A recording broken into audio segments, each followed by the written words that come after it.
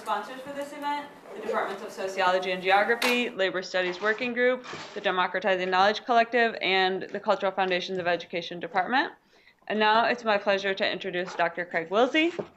Dr. Willse is currently an assistant professor of cultural studies at George Mason University. His work touches on topics such as biopolitics, neoliberalism, critical race and ethnic studies, urban studies, political sociology, and queer and feminist theory. Along with Patricia Clough, he is a co-editor of Beyond Biopolitics, Essays on the Governance of Life and Death, which is Duke University Press in 2011. His work has also appeared in Social Text, Surveillance and Society, and the Widner Law Review. Willse's scholarship is informed by political work outside the academy, which has included community organizing around housing access, social movements for trans justice and prison abolition, and queer anarchist anti-war activism. Today, he will be speaking on his newest book, The Value of Homelessness, Managing Surplus Life in the United States, which was published in University of Minnesota Press in 2015. So if you'll join me in welcoming Dr. Willse.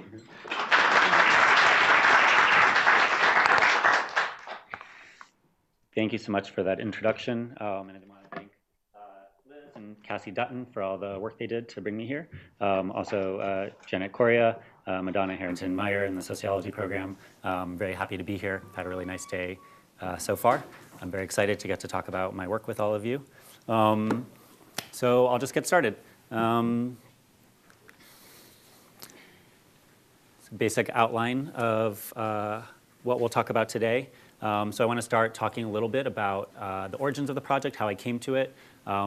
I know a fair number of us in the room are graduate students, so part of what I'll be talking about is like how I turned sort of some of my interests in life into something I could do research on. So I'll try to highlight some of those methodological choices. I'll talk a little bit about sort of the big theoretical motivation behind the project in the conceptual aim section.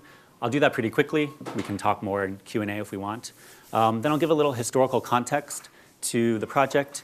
I'll look kind of quickly at two federal programs that I write about in the book, and I'll close with some thoughts about the relationship between homelessness, the topic of inquiry, and some of the methodological questions that arise around it.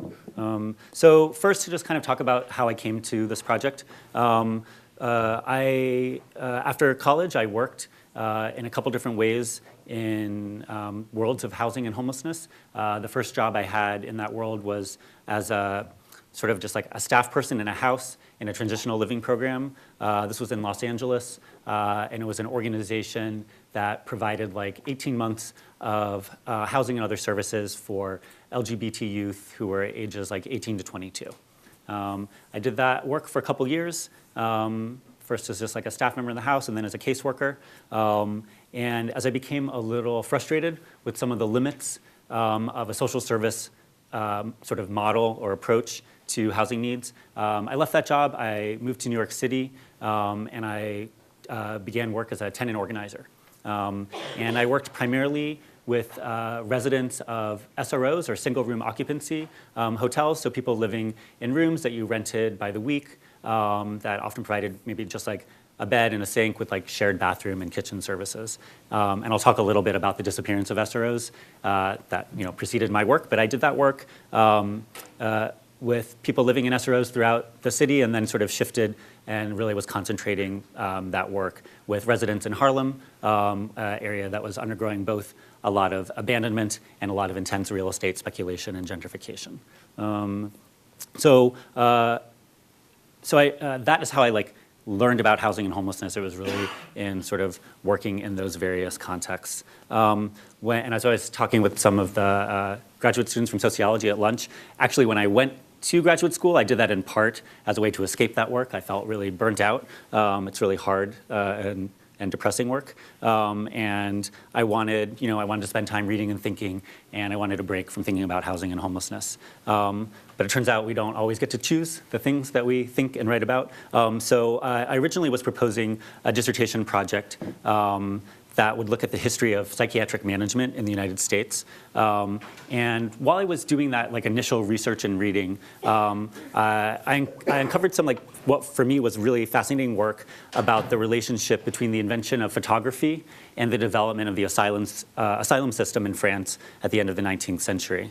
And part of what I learned in that work was the ways in which the photograph's ability to capture various sort of like states of expression and being underwrote the sort of theory of hysteria. So it was kind of like there was a relationship between a model of what hysteria was and what this technology of the photograph could capture, what could sort of be measured. And so some of the things I looked at were all these like photographic archives of like early patients in like asylums for the hysterical.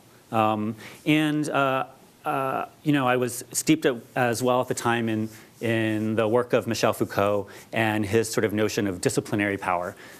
A quick version, I think many of us here could say more, but you know, Foucault was really interested when talking about discipline in exactly those sorts of things I was seeing in those photographs, which is like a relationship between a sort of physical self, a body, and the technologies for knowing and managing that self and that body. So this sort of emergence of photography and notions of hysteria really fit with Foucault's model of discipline. Around that same time, I encountered what turned out to be the first case study of what my dissertation really would be, and is a piece of the book as well, which was a new database system that was being mandated by the federal government for any agency that receives funding and provides homeless social services. And that system is called HMIS, which stands for Homeless Management Information System. I'll talk some more about that when I get to the section on federal programs. But so I was reading the stuff about photography and hysteria, and then I was reading some of these sort of like policy documents from the government about this new HMIS program. And it occurred to me that the database and what it was producing was really different than what a photograph can capture. The sorts of statistical portraits produced by HMIS were really different than a photographic portrait. And so it made me start to wonder, like, what notions of the self, or maybe even something that wasn't the self, but maybe a population, was being produced in this homeless database system. And that, of course, shifted me to thinking about Foucault's notion of biopolitics, which is a way of thinking about how populations become known and managed as a target of governance. So from an interest in psychiatric management and then an encounter with these two technologies, sort of against my will, my dissertation research shifted back to focus primarily on housing and homelessness. And the question of that research, which then is extended in this book, is really at its core how something that I like to call housing insecurity, to separate it a little from homelessness, but how housing insecurity becomes organized as an object of knowledge and governance called homelessness. And in my work, and this is part of what we'll look at today, I argue that social services and social sciences are key technologies in these processes of constituting an object of knowledge and governance called homelessness. And in that sense, what I try to show in the book is a kind of inverted relationship to what we might usually expect. And what I mean by that is that I argue that social services and social sciences do not respond after the fact to something that exists, homelessness, but they actually produce homelessness by instating in the social responses to it. And so in that sense, homelessness is a retroactive effect of these interventions. Now, of course, that doesn't mean that there aren't people, like actually really people living without shelter. Of course, that's true. But that we think of that and that we manage that as homelessness is not inevitable or given. And so how it comes to be that is what I'm really trying to explore with this book. In order to do that, I draw from a few different methodological trajectories. So part of the research is really steeped in, I mean, we can call them archives, although that makes it sound more interesting. It's like congressional reports, policy sort of guidelines, programmatic evaluations, all this sort of stuff about like how to produce programs to manage homelessness. A lot of it is interpretation and analysis of those kinds of documents. I also draw from my own involvement in homeless services provision and sort of like broader housing rights movements. You know, there's sort of a participant observation element to the project, and certainly it's the origins of the project. And then I'm drawing from history, sort of secondary histories of the welfare state and of homeless service provision. And then finally, I conducted interviews with people working in the homeless services industry. And so those were interviews with people who had jobs like the job I had initially, sort of staff people in residential programs, case managers, psychiatrists, program directors. And I talked with people who were working in programs in New York, in Philadelphia, in San Francisco, Seattle, and Los Angeles. And I picked those cities in part because they're well represented in the literature, so I had some sort of analysis to build on. And they turned out to be sort of key places where some of the things I wanted to look at were being tested out. And I'll return in this last section of the talk to sort of think a little critically and self-reflexively about the methods I chose, and also, again, this relationship between homelessness as a topic of inquiry and methods itself. So again, I'll do sort of a quick version of the conceptual aims or the sort of theoretical background of the project, and hopefully that will be fleshed out in the rest of the discussion, and it's certainly something we can talk more about for those who are interested in Q&A. And so I thought maybe the easiest way to do this is just to sort of explain the title of the book. The Value of Homelessness, the Management of Surplus Life in the United States. And this, in sort of, taking apart the title, it should give you some clues to what's to follow and to what sort of I found most significant or interesting or compelling in the research that I conducted. The concept of surplus life borrows, on the one hand, from Foucault's work in biopower. And of course, Foucault argues that modern power takes the form of biopower, which is a set of techniques or technologies that are intent on fostering and producing life, on growing life. And as Foucault and others note, of course, forms of mass death persist in regimes of biopower. Death from genocide, from war, and from all sorts of forms of social abandonment and economic withdrawal. And Foucault describes one way for thinking about mass death in the context of biopower as state racism. And for Foucault, state racism is a process of cutting out elements of a population that are weak, that sap the strength of a population. And that may be, again, through kind of direct killing, or it may be through a sort of passive withdrawal of what's necessary for life.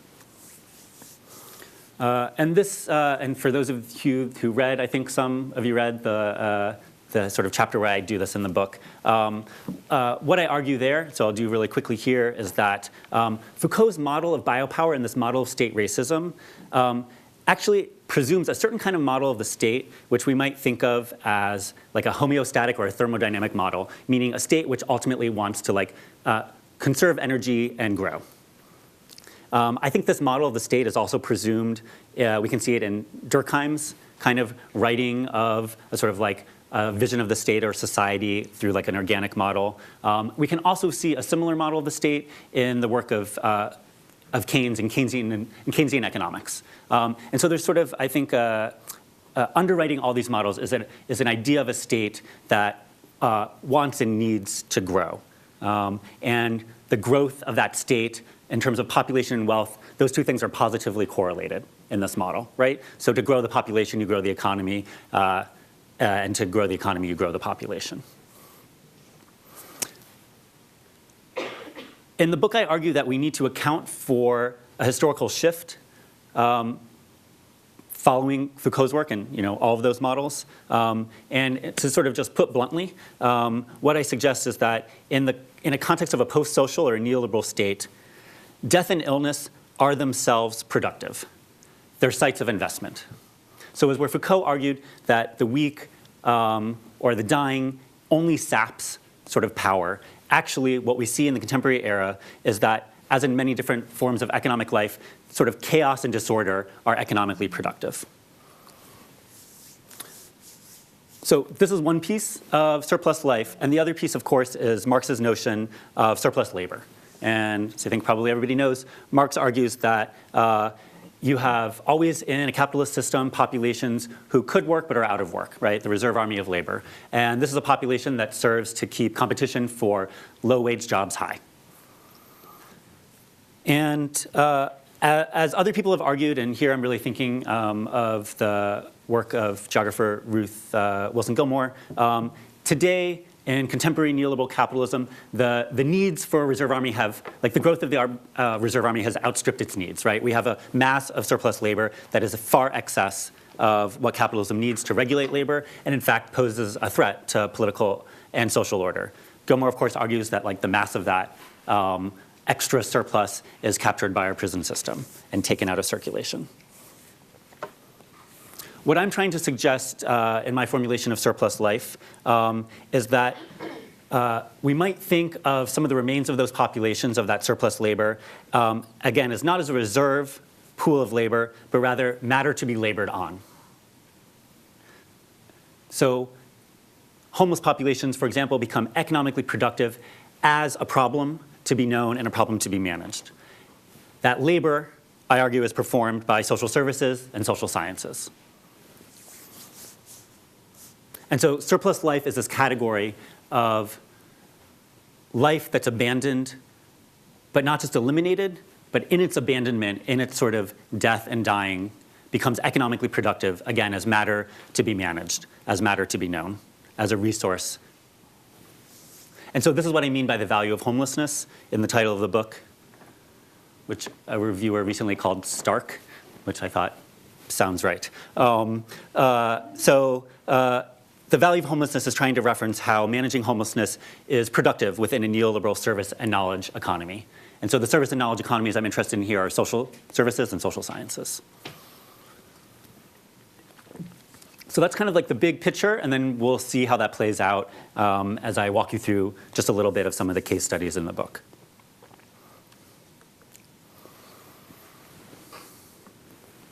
Before we jump into that, I want to do a little bit on the historical framing of the book, I'll kind of work us through. This is just as like cliff notes. I'll talk us through these each in a little more detail. The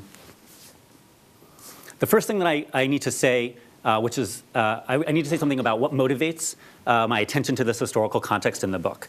There was an article that was published in something like 91 or 92 that I write about in one of the early chapters. And so it's an article that's reflecting back on the 1980s, the emergence of what was called the new homeless, or the new crisis of homelessness. And in what is ultimately, like, I think, an interesting and important piece, the authors titled the piece something like, "Is Homelessness About Housing?"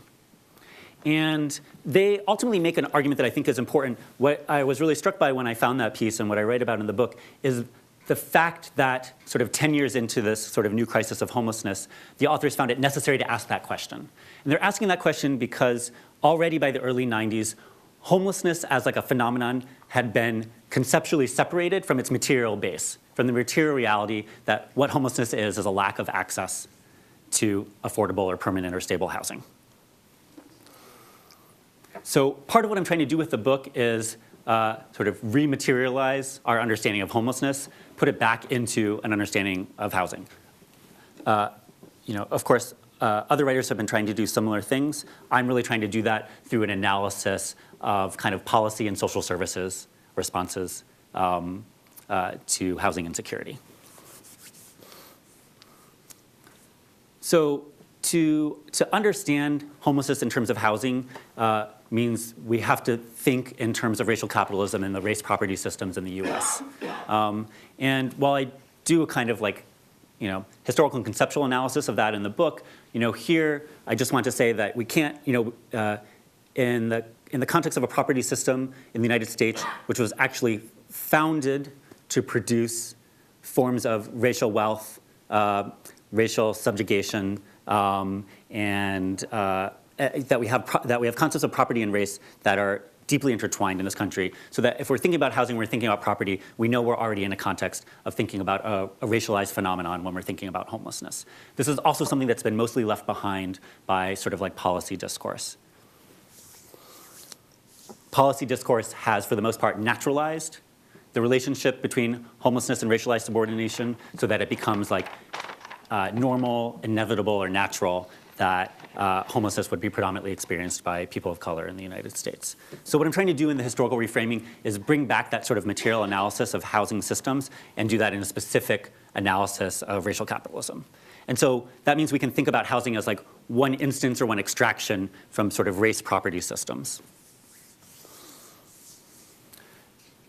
So what we see in the 1970s and early 1980s, when homelessness sort of registers as a national crisis, and we get the emergence of what is called in sort of government and media discourse, the new homeless. The new homeless are seen as a kind of like new permanent homeless population that is predominantly male, that is predominantly African American, later Latino, and that is associated with underground economies, like illegal substance use, these kinds of things. Everything that is part of how we might conceptualize, imagine homelessness today. The way I want us to think about that is a neoliberal intensification of racialized housing insecurity. So, which already exists, which is written into the system of property and housing itself. We can see racialized housing insecurity, of course, in all sort of levels and aspects of housing, from things like FAH programs, which funded and underwrote white home ownership and movement to the suburbs while destroying neighborhoods in cities occupied primarily by African Americans. We can see it in practices of redlining. We can see it in like the most recent subprime mortgage crisis. So I want us to put homelessness back into that kind of a framework. And so what neoliberalism does is intensifies and entrenches these racialized effects of housing insecurity, producing the version of homelessness that we have today.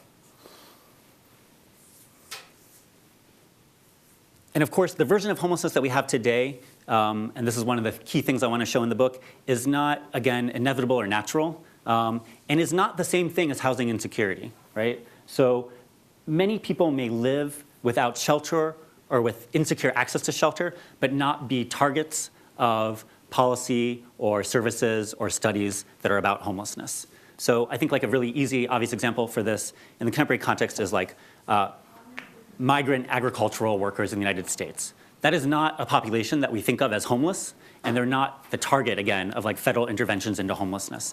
Although they live with a kind of insecure housing that's exactly like an earlier era of homelessness.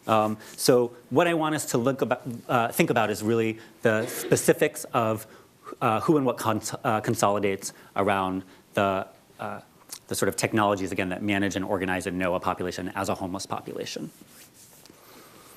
So to think about that and to think about this, again, this sort of like non-inevitability or non-naturalness of what constitutes a homeless population, we can do that by thinking about and tracking two eras of federal intervention. So one that precedes the sort of like neoliberal intensification of racialized housing insecurity, and then the other that responds to it. So the first is the Federal Emergency Relief Administration, which was founded in 1932. And this tells us a story about like what housing insecurity was at that time, and also how it was conceptualized, and the relationship of that conceptualization to its management. So 1932, of course, we get sort of growth and spread of housing insecurity in the United States as part of the Great Depression. And at that time, housing insecurity, lack of access to housing, was in reality and in conception very much related to labor status, right? So as people were out of work or marginally or underemployed, their housing became insecure, they lost it. So there was a tight relationship at that time between labor and housing status. And that was true, before that and after that for some time. The sort of size of homeless population in the United States might fluctuate with something like seasonal labor cycles related to something like agriculture. In the 1930s, we get kind of an explosion of that, and we get a federal response that is about that relationship between labor and housing. So in 1932, FARE is founded, and what it establishes is directly federally administered, basically like work camps. They were places to live and to do work.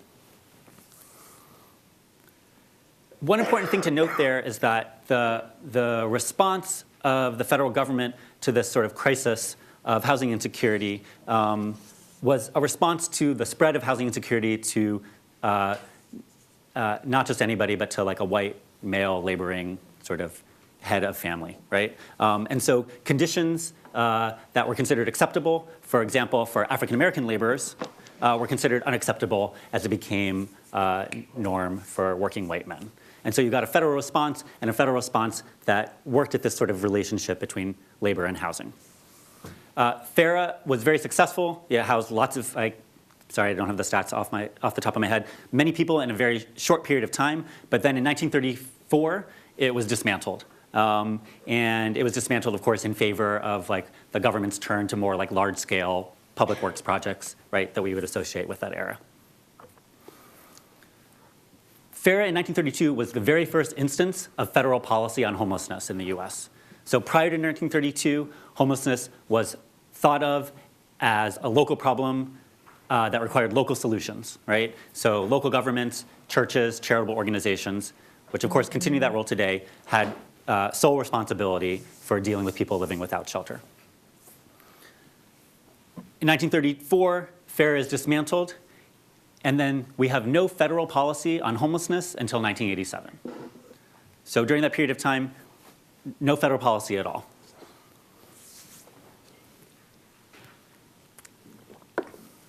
The McKinneyVento Act, which had a slightly different name when it was first established in 1987 and then renamed McKinneyVento. The McKinneyVento Act charged HUD, Department of Housing and Urban Development, with a variety of responsibilities around homeless programming.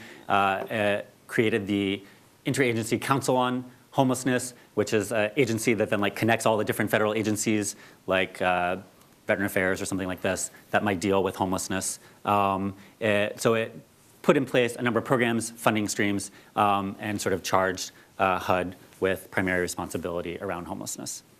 Now, when I first started sort of digging into McKinneyVento, of course, I was a little surprised to see this act emerge in the Reagan administration, right? So a president who, in histories of neoliberalism, is usually right given lots of credit for the dismantling of the social welfare state, not the building up of it. In order to make sense of the emergence of this program in this time, I think what we have to do is we have to reframe McKinneyVento and think of it not primarily actually as a social program, but instead as an economic program that's actually part and parcel of all the other things that we would associate with Reagan. And what I mean by that is that if, in the case of FARA, in 1932, we had a response to homelessness as a crisis of labor. In 1987, McKinneyVento responds to a crisis of consumption. Homelessness is registering as a national problem because homeless people are in the way of the new plans for urban centers. So as cities are being refashioned into enclaves for wealthy and whiter residents and for tourists, for all the sorts of economic activity that we link, again, with like knowledge and service industries, homeless people are exactly in the way of it. And so the problem of homelessness is that it's an economic problem, but not of being out of work. It's a problem of being in the way of consumption. And so that's what I mean when we think about McKinneyVento, not primarily as a social program, but as an economic program that's attempting to secure the neoliberal city as a space of consumption.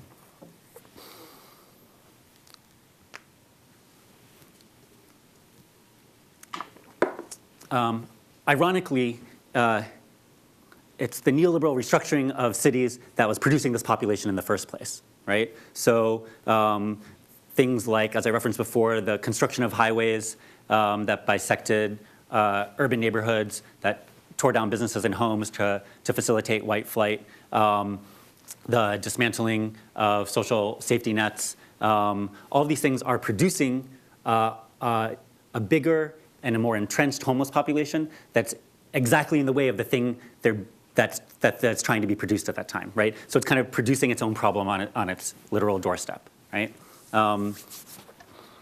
Just like as one sort of like piece of how we can understand that. So if we think about like SROs, which I mentioned earlier, single room occupancies, these have historically been a really important form of very low cost housing for very marginal populations in cities. For some people, SROs might be like a transitional form of housing in an earlier era, where you sort of like arrive in the city and you're settling in and you just need enough money to pay by the week. But in reality, SROs serve to house people who most likely wouldn't be able to find forms of housing otherwise. And part of the sort of project of urban renewal and the neoliberal restructuring of cities was the destruction of SROs in cities all across the US. And so the elimination of this form of housing.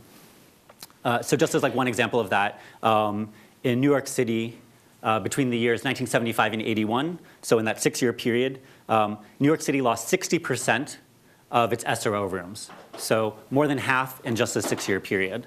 In that same period of time, hotels that charged less than $50 a week went from 298 to only 131. So we get sort of mass evisceration of this form of housing, and then you have a population that's directly in the way of these SROs that are being converted into like luxury condos and hotels, right?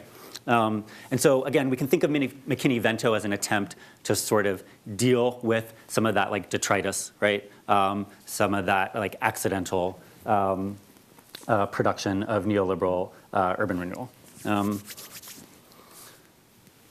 So what I'll do next is I'll look at then 2 federal programs and sort of look at the work that they do within this framework. Before we do that, I just want to note what I'm sort of like tracking then in the involvement of the federal government in homelessness in the contemporary context is a shift from what we might think of as like medical social problems to what we should talk about as governance problems.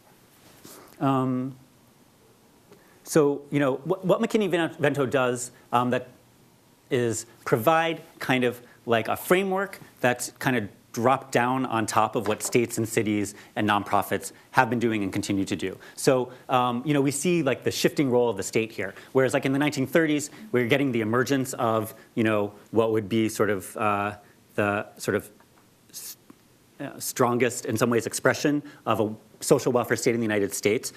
So FARA is directly administered by the federal government, right? They're running these work camps directly. McKinneyVento is not, it doesn't create federal homeless shelters. What it does is it create a policy and program framework with federal funding attached for then states and cities and nonprofits to work within. So like some geographers describe this as a kind of form of meta-governance, right? Or the governance of governance. It's a very kind of indirect form of federal control, but it's a very powerful form of federal control. And this is also a place where we can kind of push back on people who have interpreted the neoliberal state as just kind of like a shrinking of the state, right? Here we actually get a sort of growth of federal authority in an area where it had been playing basically no role since 1934. So where like prisons and military are key sites that we can see of the growth of the state over the last several decades, homeless services industry is actually another place where we can see that. Not at those scales, but I think doing related work. And so what we get then is a shift again from a sort of tension or a back and forth between an analysis of homelessness as a medical problem and a social problem. So a medical problem meaning the problem with homelessness is homeless people, right? There's something pathological in them, in their development or in their personhood. And we have a long history of social services that have attempted to sort of like know and understand that homeless person's case history in order to come up with what in social services is called like a case plan so they can fix themselves. So this is kind of like a medical conception, right, or a medicalization of homelessness. And we've had a long sort of tension in policy and programming between that model and like a social problems model, which would draw attention instead, right, to sort of like structural forces, some like things like access to housing that I was trying to draw our attention to earlier. A governance problem defines homelessness as a problem of the proper and efficient allocation of resources to not solve a problem, but to manage a problem that is accepted as entrenched and permanent.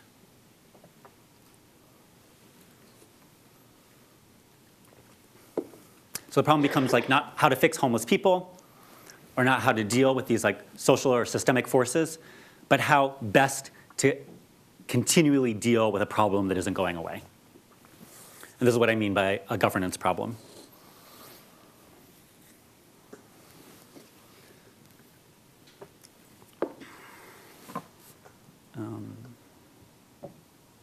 In this way, we can kind of think of what the McKinneyVento Act does as sort of a form of like structural adjustment at a domestic level.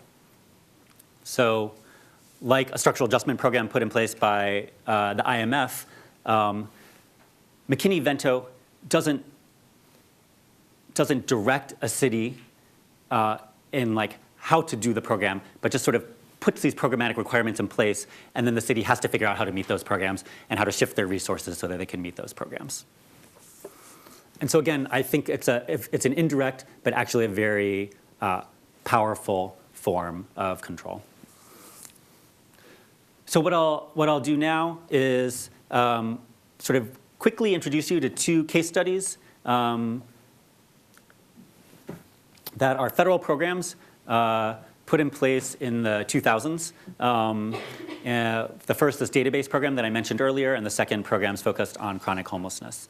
And so I'll do these very quickly, but again, the research for this, this is where I did interviews with people doing homeless social services. Part of the goal of those interviews was to see sort of identify the effects of this model of governance problem on the work that they were doing, also to assess like the gap between what the federal government claims these programs are for and what people are actually doing on the ground.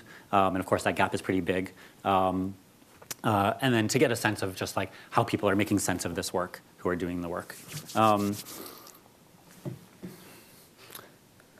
So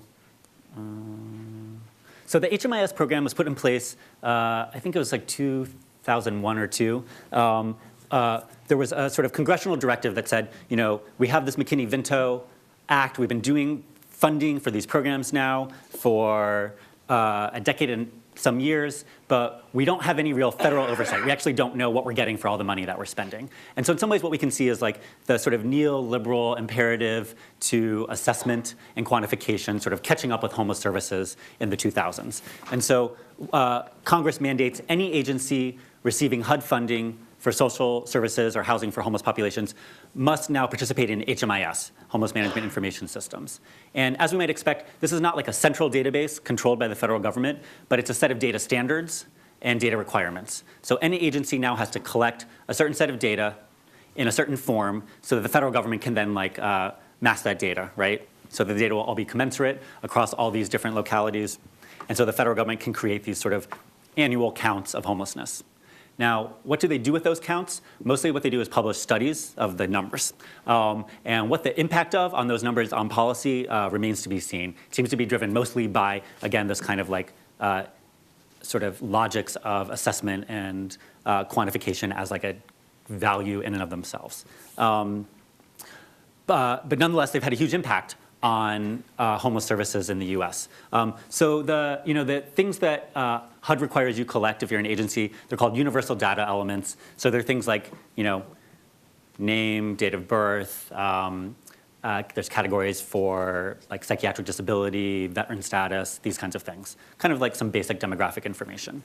Now, when HMIS was first being rolled out, advocates and people living in programs sort of pushed back on sort of the like surveillance aspect of this. And the databases are used to sort of monitor people accessing services. This happens mostly at like a local level. So like, I have a shelter and you have a food pantry, and we can track if a client is like double dipping, right? So like they're getting meals from us, but they're coming to your food pantry. So it can be used that way. It's not actually the primary use of the database or the database system. HMIS has primarily been used as, again, a technology of meta-governance or a way to manage the agencies that are providing services.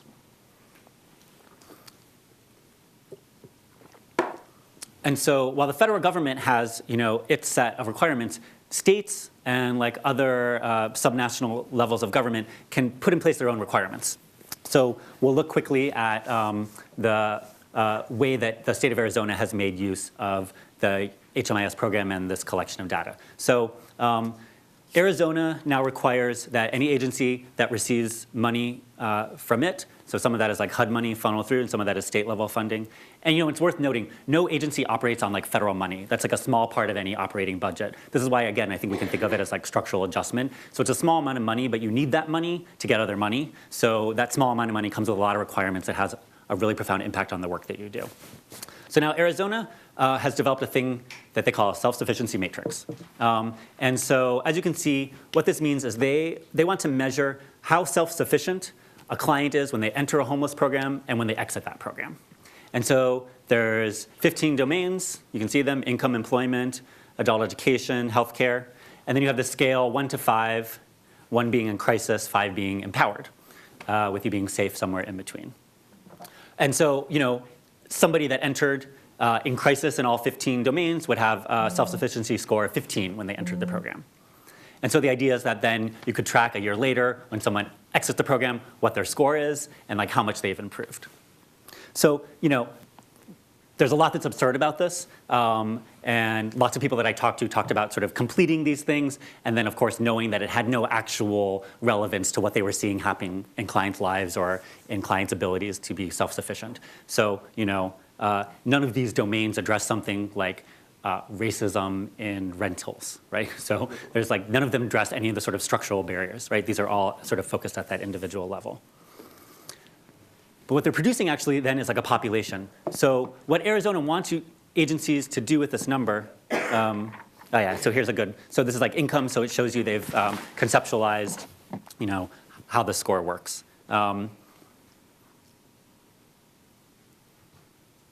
Part of what they're trying to do here is shift people off of homeless money onto like general like forms of assistance like welfare and food stamps. So it's like shifting of sort of responsibility. But what Arizona is doing with this that's pretty fascinating is an agency then, when it's applying for funding from the state of Arizona, has to not just show the self-sufficiency sort of improvement of all its clients, but they actually create what they call like a self-sufficiency, a rate of self-sufficiency improvement. So the agency has a rate of how much they're improving clients over the course of their time there. And then the state of Arizona, in part, allocates funding based on competitive rates of self-sufficiency improvement.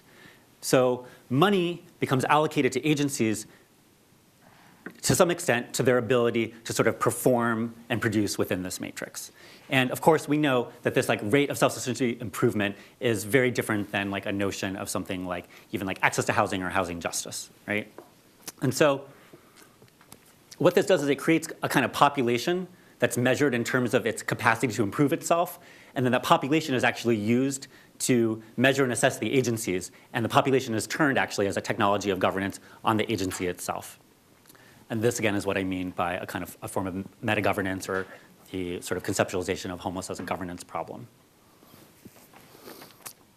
Okay, yeah, all right. Okay, great. Okay, so what I argue in this study is that is exactly that, that the population here becomes actually technology of governance. This impacts residents of these programs. It impacts the agencies in terms of like what they're able to do. So, HUD sort of pitched HMIS as like, this is just a computer system that's going to make what you do, make it easier and faster to do it. But of course, it's not true.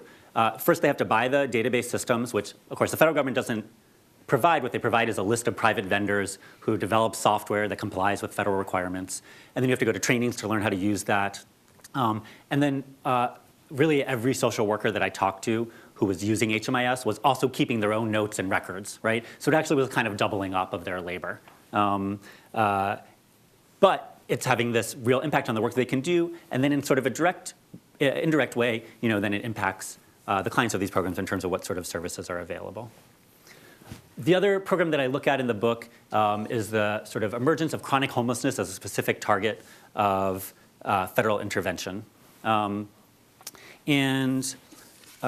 homelessness is a notion that there's a small subset of the overall homeless population in the United States that's like the most homeless.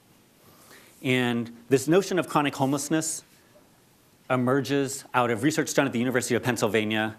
Researchers tracked clients using programs in the Philadelphia shelter system and the New York City shelter system. And they created kind of a typology of clients. And so the typology was, it was like transitional, episodic, transitional, episodic, and chronic, right? So those are like increasing degrees of like need or reliance on the shelter system. So the transitional meant like you kind of fell on hard luck, right? And you just sort of like needed temporary shelter. Episodic, where people sort of like might move in and out of shelter systems, but also into like more permanent forms of housing. Chronically homeless people were understood as the people who sort of like mostly are living within the shelter system. And what this research at Penn suggested was that chronically homeless people represent 10% of the overall shelter population, but they consume 50% of the beds, right? So if you like kind of tally all the available beds over all the available days of the year, this 10% of the population is using 50% of the beds. And so the idea was, if we can target this subset, we can address 50% of the consumption of resources within the shelter system. How this has rolled out is pretty interesting, and again, sort of unexpected if we only interpret it through sort of like a social lens. So I'll suggest some like economic ways to think about it. But of course, living on the street, living without shelter has a horrible impact on life expectancy and health. And so there's a very strong correlation, of course, between this population that's designated chronically homeless and forms of illness and death. So there's a tool that's been developed called the Vulnerability Index. This index was first developed with like a pilot program in Los Angeles at Skid Row, a program called Project 50. And so the Vulnerability Index measures these sort of like 8 categories. So things like more than 3 hospitalizations or emergency room visits in a year, age 60 or older, cirrhosis of the liver, HIV, AIDS, right? So it's a way of like measuring sort of the impacts of insecure housing on people's health and longevity. The Project 50 in Skid Row, the name of that project, the 50 derived from the goal, which was to take this vulnerability index into Skid Row and to find the 50 people who were most likely to die within the coming year. And then those 50 people most likely to die were housed in this sort of pilot program for chronically homeless people. And so here, this is one of the things I'm thinking about when I talk about the sort of historical reformulation that we need to do of Foucault's work. Here, actually being the most sick and dying makes you a privileged target of sort of investment from the perspective of this federal program. The people who are housed in chronic homeless initiatives tend to be older, adult men, mostly Black and Latino, active drug users, and usually with forms of psychiatric disability. These are exactly the populations that have been actually most abandoned by decades of social service provision, and now they find themselves the privileged target. But the reason for that goes back to this original sort of formation of the category of chronic homelessness as a category that consumes in excess of resources. So studies that followed up on the Penn studies tracked people designated chronically homeless and found that they also cost a lot of money in other sectors. So they go to the emergency room a lot, and they go to jail a lot. So chronically homeless people have been figured as a population, a small population that's burning up resources in jails, hospitals, and shelter systems. And so housing them has come to be seen as actually a more cost-effective response.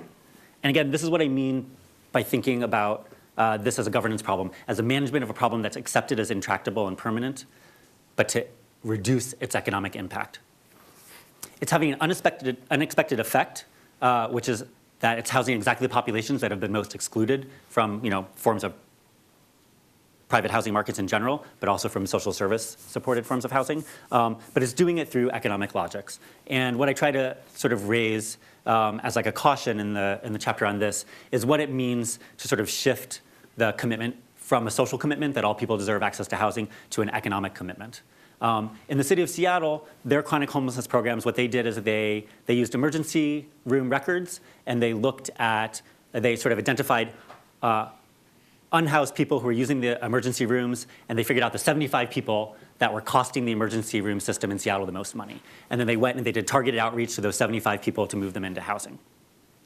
And again, for those individuals, it's literally, life-saving or life-extending. People die from lack of housing. So it's not the argument that I'm making is not against providing people with immediate housing. But one of the people that I interviewed who was running one of these programs, these chronic homelessness programs in Seattle, he pointed out to me that, of course, if you take that original 75 and you move them into housing, over the course of 6 months or so, various of those people are going to move out of that. They're either going to find other forms of housing, they're not going to want to be in that program, they're going to die. And so what you do is you move down the list. So you move to the 76th most expensive, the 77th, until eventually you could move down to where you're in a set of people who are costing less to the emergency room than they are costing to house. And so those same economic logics could come and undermine the program, because your commitment has been to cost savings, not to a social justice commitment that all people deserve housing. these programs have been attached to what are called like 10-year plans to end homelessness, and there was like a flurry of like cities signing up to this kind of like 10-year commitment. And Seattle, which is like a few years out of its 10-year, has announced that, of course, it won't have ended homelessness at the end of its 10th year. These programs, like, it's not possible to end homelessness in 10 years. Even if you housed every single person who was identified as chronically homeless, all the same structural forces that produce it in the first place are going to continue to churn out more people. None of these programs deal with any of the structural forces producing homelessness in the first place. So I think I'll just kind of wrap up with just like a few quick comments about what I mean when I'm thinking about homelessness as method, and then we can have some Q&A. I spent some time in the book looking at the relationship between the study of homelessness in sociology and the governance of homelessness. So, we looked at some specific cases of it. But part of what I'm really trying to call for in the book is like a rethinking of the foundational concepts. I argue that the study of homelessness has served a kind of discipline building function within sociology because it's been a place to test out methods, because the homelessness have been kind of figured as difficult to study. They're difficult to study because they're hard to find, because they lack the attributes that we measure and assess, because they don't fit like models of personhood that we depend upon in our research. And so, and there's like an interesting relationship between like the development of ethnography in Chicago around studies of homelessness, and then around sort of forms of like statistical innovation around like how to track, for example, chronically homeless populations in these different sites. And what I argue, though, is that that sort of like presumption of a category of homelessness within that work often masks over all the forces that are actually producing homelessness in the first place, and they reproduce that sort of like natural or taken for granted sort of stance towards homelessness that I argue is sort of built into that governance problem model, so that like this is a problem that of course exists, and exists of course in this form. And so what I sort of suggest in the conclusion to the book is that we need to challenge a little bit some of the ethical presumptions that are sometimes built into our methodological work. So we sort of like presume that like good methods give us good ethics. But the question that I try to raise is how we grapple with the idea of doing ethical research of unethical situations. And so if we like fundamentally understand homelessness in the US as like as a racist form of subordination and injustice, and then if social services and social policy in some ways have been some of the mechanism putting that in place, it demands a different set, I think, of like ethical protocols and maybe also a different set of methods. So what I've attempted to do mine is sort of cut across these sites with a couple methods and cut across, like, again, some of the expected sort of bounds of the topic. So by looking, for example, in terms of like federal policy at these local levels. So I think I'll just wrap up there, and then we'll have some time for Q&A. So I'm happy to clarify anything. I'm happy to hear from people that are doing research that's related, that might extend or challenge anything I've talked about. So yeah, I welcome your feedback and thoughts. Thank you.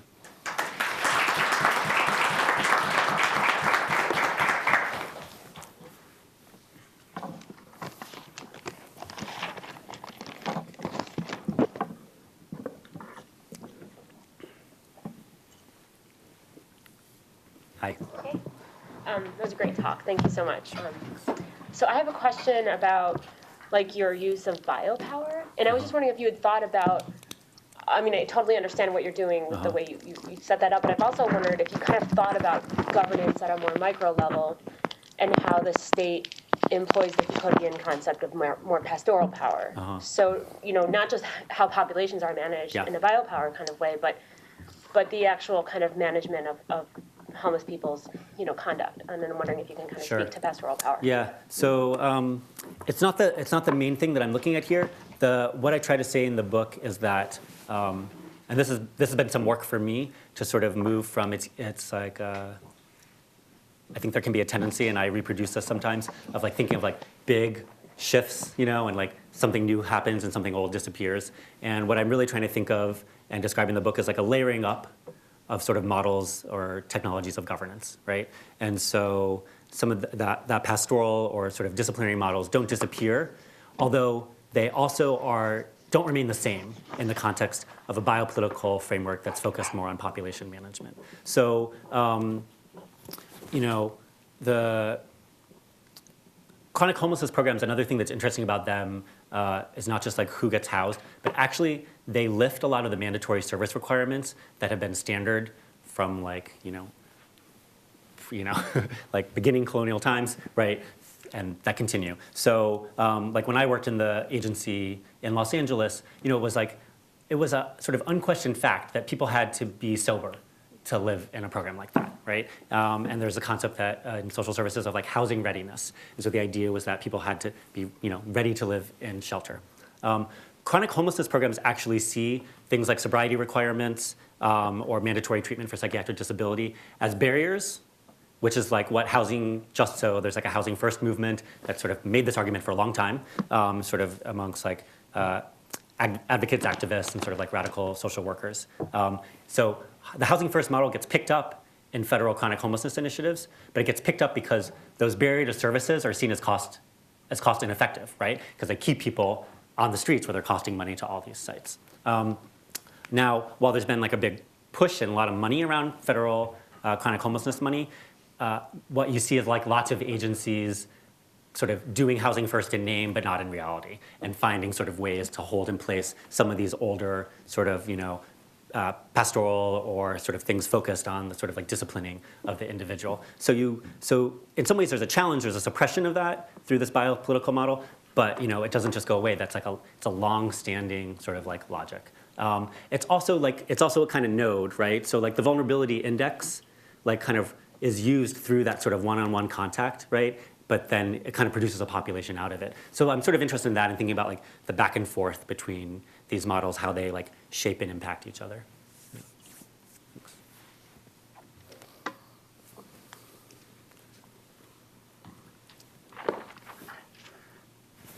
Yeah. Just a point on McKinneyVento and then a question related to Okay. it. And that is, you're right, it was a very weird moment in '87. But Reagan signed it because his veto was going to be overridden.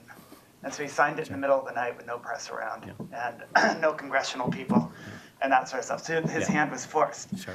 But what you argued was that, we need to understand it as trying to deal with the problem of consumption. And I think that that's right, but I'm not sure it's the whole story. Wouldn't it be better to think about it as an intervention into problems of accumulation rather than consumption as such in the city? Will you say why you think that? Just keep going.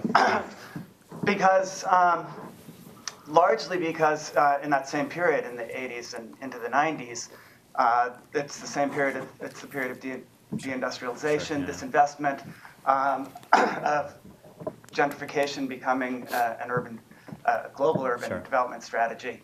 And so property, in particular, capital circulation through the built environment becomes even more important. And with that then, exactly what you were talking about, the production of homelessness through these processes becomes a massive contradiction to the way that capital is circulated at this point. Yeah, of course. So yes, I mean, I think the two, so I agree with you that consumption doesn't describe everything. I think it's part of how, at like the popular level, homelessness is understood, right? And at like kind of the discursive level. A lot of the, one of the things that's recommended when cities are developing 10-year plans to end homelessness, that chronic homelessness initiatives are supposed to be a part of, is that they identify somebody not linked to social services, like a local business leader who will help build these like kind of partnerships, right, between businesses and agencies to deal with like their common interest, which is like getting these people off the street. So I was thinking some of that when I said that, but absolutely, like the example that I was, what I was trying to say about the sort of destruction of SROs as a form of housing is exactly that. It's a reaccumulation, right, of that property so that it can, circulate in this moment of remaking cities in a kind of post-industrial context. Yeah, thank you for that. Yeah. So I'm thinking about the sort of the framework of your narrative versus some of what you talked about in terms of the experience with, in terms of like working in sort of halfway houses and so on. And I mean, what's striking to me is that to an extent there's a certain disconnect in that, things like the information system and so on, I mean, they're basically, you're talking about public policy, which is coming from a positivist framework that's data-driven. And whereas you're really taking a very different perspective, and there seems to be somewhat of a disconnect. Sort of going to the example that you gave just a moment ago about programs requiring things like sobriety from the participants for them to be able to participate in the program. Sure. It's the sort of thing that from a positive perspective makes perfect sense, but from a practical perspective it makes no sense, because the fact that, for example, that they're not sober is an integral part of the reason why they're homeless. So to say that, well, you need to fit these models and to try to discipline their practices is almost saying you have to become someone who wouldn't be homeless for us to help you not become homeless, which makes no sense. But that sort of seems to be the disconnect that I'm wondering, and I'm wondering in terms of the reception that your work has had, how does it go over with the policy people who really have approaching it from a very different perspective? I'm wondering, whether they even understand where you're coming from and how that translates to a change in the policies. Sure. Okay. So first, I want to say one thing, just about the sort of like question of sort of like case management requirements around sobriety.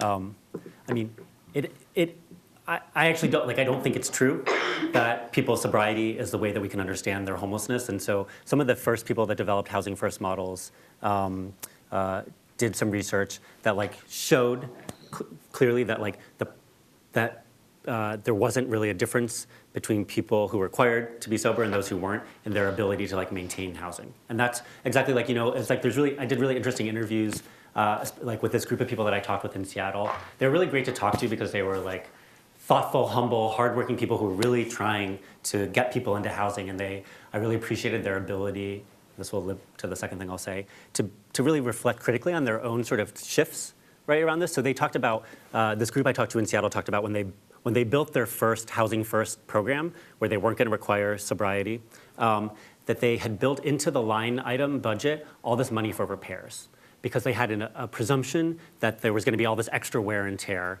as they housed a population that, again, was sort of conceived of as not housing ready. And it really, they shared with me that they found, of course, people weren't tearing their own homes apart. They were able and happy to live in the housing. What they needed was access to housing. And I really appreciated their ability to kind of think back and recognize this thing that they had taken for granted, right, which is that people wouldn't be able to hold this housing and take care of it, was wrong and was based in these really sort of pathologized conceptions of homelessness. So, that's what I'm trying to say when I'm trying to shift attention again to the sort of, that if homelessness is about housing, it asks us to sort of put forth a different set of questions. That said, the disconnect that you're asking about, so I'm not sure from a policy standpoint, one set of people that I've had really interesting conversations with around my work and that I've really enjoyed engaging with are social workers and social work students.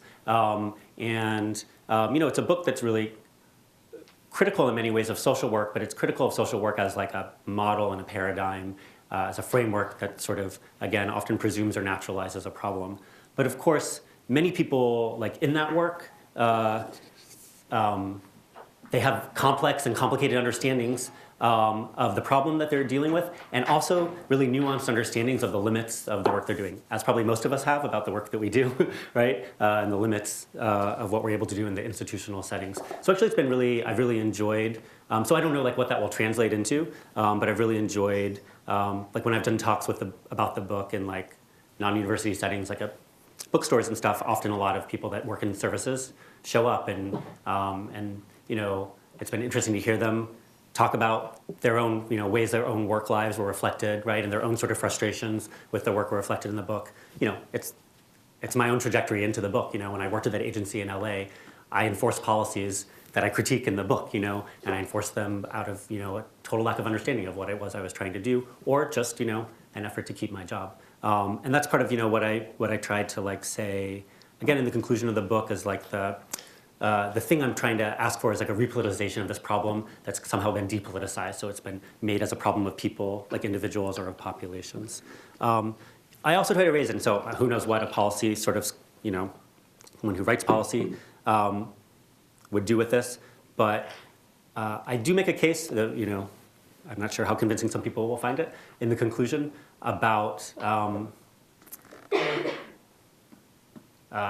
what we consider like kind of practical and having an applied use in this kind of work. This book was really like committed to the idea that the concept of what homelessness is has been so taken for granted that concept is actually perpetuating housing insecurity. And so I felt like it was worthwhile to devote this kind of time and energy and years to like picking apart the category and its history and its limits. And so a thing that I say in the conclusion is that if this seems impractical, it's because actually policy frameworks have ordered the social world in a way that fit their logics, and so that their solutions seem like the common sense solutions. But I don't think they're any more like practical or doable than the kinds of things that might arise from like a really different kind of framework. That requires like recontextualizing homelessness, again, as like a political problem. It's related to broader struggles for housing justice, which isn't necessarily a policy response, but it's like more of a, sort of transformation of the social kind of response. So that's the thing that I'm interested in sort of like engaging, I think. Yeah, thanks for the talk. It's really interesting. Sure.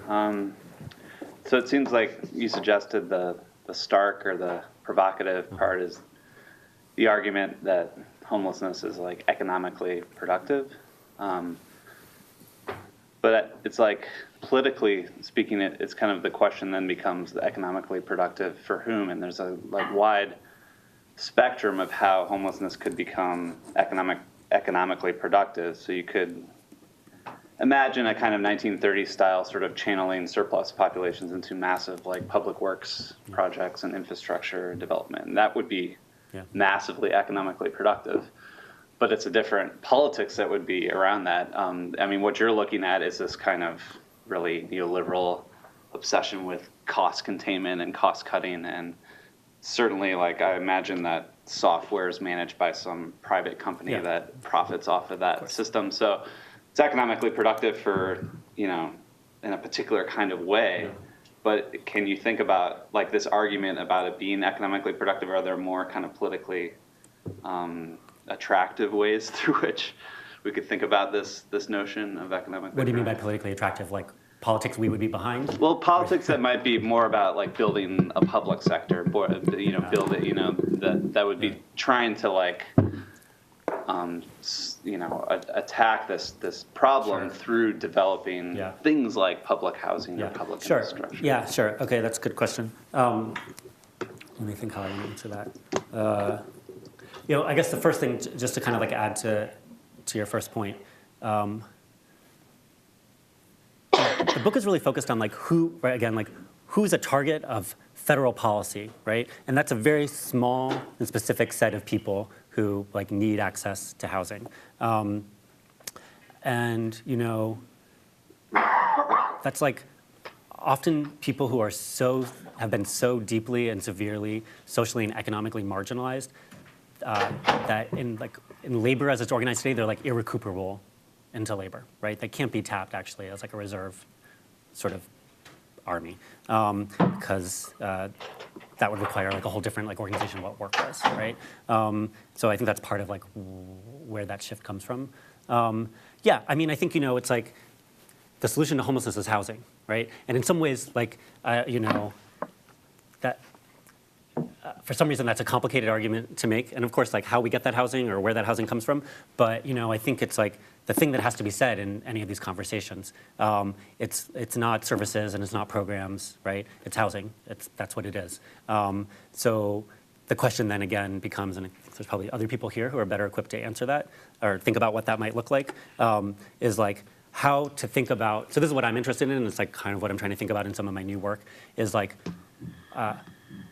How in like broader movements for like economic justice or housing justice, do we make sure that people who are being managed by the system aren't left behind by those movements as well? So that's what I'm interested in is like notions of housing justice that sort of start from people who have been most abandoned in the current sort of economic and political system and sort of building a vision of housing justice around that. So this is the kind of political vision that I would have. I had an interesting conversation with people that were involved in really important, great work in Miami where they were doing housing takeovers. Some of it was like moving people back into foreclosed homes or just like moving people into vacant homes. Really important, necessary work. Interestingly enough, the group doing that required that anybody that they moved into that housing be sober and not have a psychiatric disability. So actually, this really amazing, really radical work was reproducing these social service logics that have so kind of permeated sort of the social that they're sort of unquestioned even in that context. And so in their work, which again I thought was important, inspiring, they were actually reproducing some of those same exclusions. Versus like if we thought of like a form of housing takeover that would secure people with psychiatric disabilities who are active drug users, we probably would find a form of housing that then everybody, right, that if it's safe and secure and permanent and protected for that population, then it would be broadly accessible probably. So I'm kind of thinking in politics that way right now. Yeah. Jackie? It's such a delight to hear you here. And I have two questions, so maybe you can choose, or whatever, depending on time.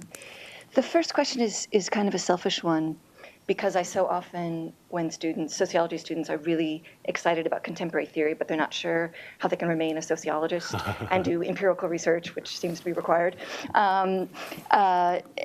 I would love if you would talk as someone with a trajectory. I'm not sure you would say you were trained in sociology, but you were certified. You got a doctorate of philosophy in sociology, and then are in a cultural studies program. So I just would love for you to talk about, in a cultural studies program, do you now do things or teach things that you think you could only do or teach because you were maybe kind of trained in sociology? Sure. Yeah. And maybe you could talk a bit about, in whatever language you use, maybe now as a teacher, about how you work back and forth. I'm not even sure it's back and forth. Between theory and archival and empirical and interviewing. Sure. How does somebody who really is taking populations and biopolitics seriously, how do you do interviews? Yeah, right? sure. So that's the first question. Maybe I'll just Okay, yeah, that's a lot. that, 'cause I think you have a very Thanks. So, animated audience for that well, answer. we've been having this conversation actually, some of us today, versions of it, so it's been nice with some of the students here. And as I was telling someone earlier today, so I did my training in sociology at CUNY, where there's like various versions of sociology happening, some of which are not recognizable, I think, as sociology in other places.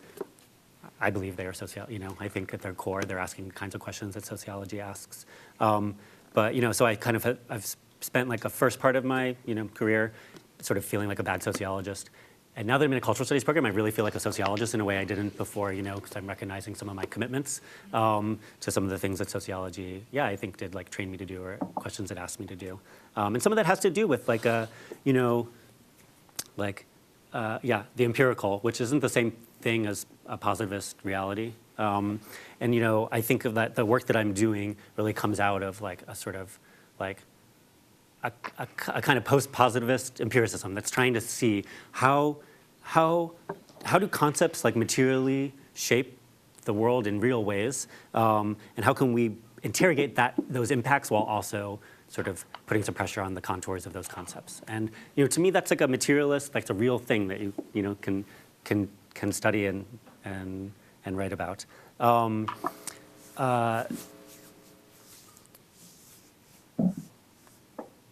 In a lot of ways, and like I'm not sure this is like as articulated as clearly in the book as maybe I could do it now, and I think I try to do in my teaching. I really think of biopolitics increasingly as as a method, not as a theory.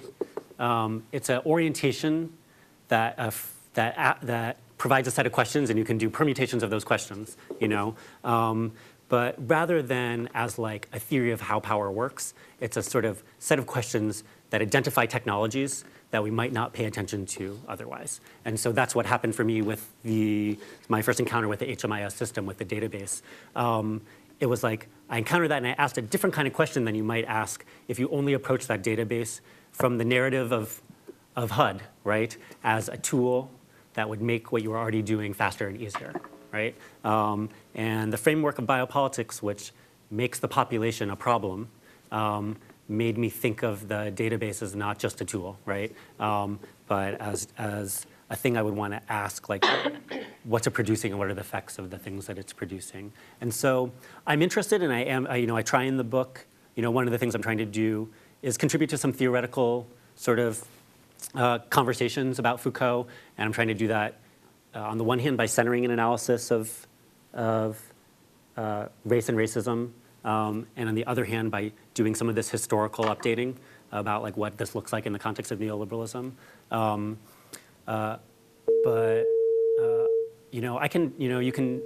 So I did some of that for us because we're this audience, but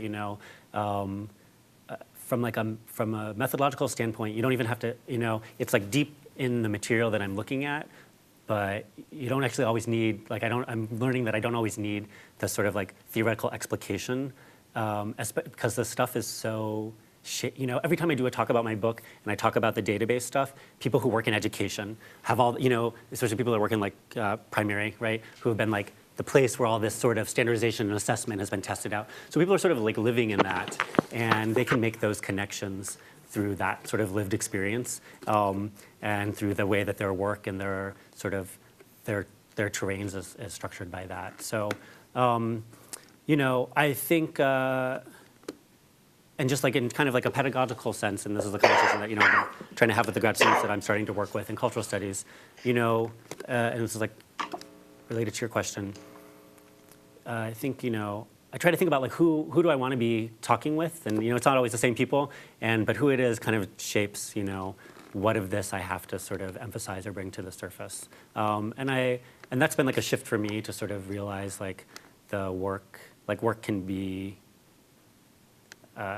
Can kind of have multiple faces and lives, and that's kind of nice actually. And so like some of these conversations with social work students are some of the most interesting conversations I'm having about my work. And we don't really talk about Foucault, but like I'm learning a lot from like sort of where they're sort of seeing this stuff unfold in their lives. So some of that, yeah. I think there was like a, okay, yep, please. I'm interested in the point you're making about repoliticization. Yeah. When I didn't hear it, but I'm curious about where then the folks who are the objects of the action fit in this analysis. Because since you're at CUNY, then you probably know about Picture the Homeless. Of course, yeah. Okay. So like, yeah, great. I will say that, and I address this to the extent that I can in the book. Like the targets of these programs, like as individuals and as actors, are absent from the book, and that's a gap in the book. It's a gap that is there intentionally, which may or may not make it like an acceptable gap. What I sort of felt as I was like developing this project is there is so much literature in sociology on homeless people and who they are and what they do. Some of which is like really interesting, some of which I think is very limited.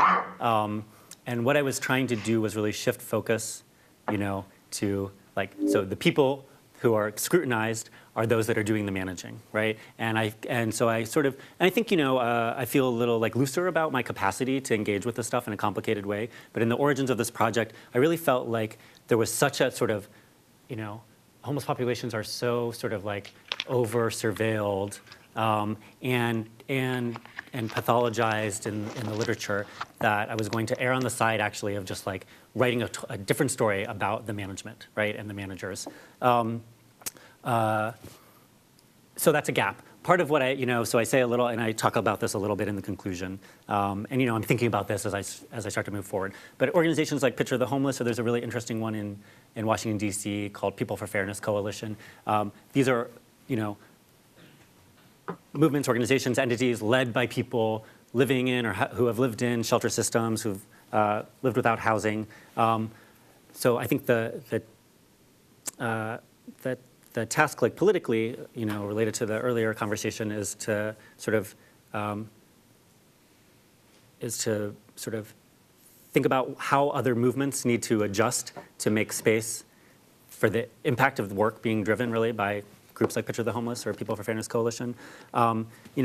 in terms of like scholarship, so I'm interested, like for me again, I felt like I needed to sort of take this category apart as like it's like a very long, slow first step.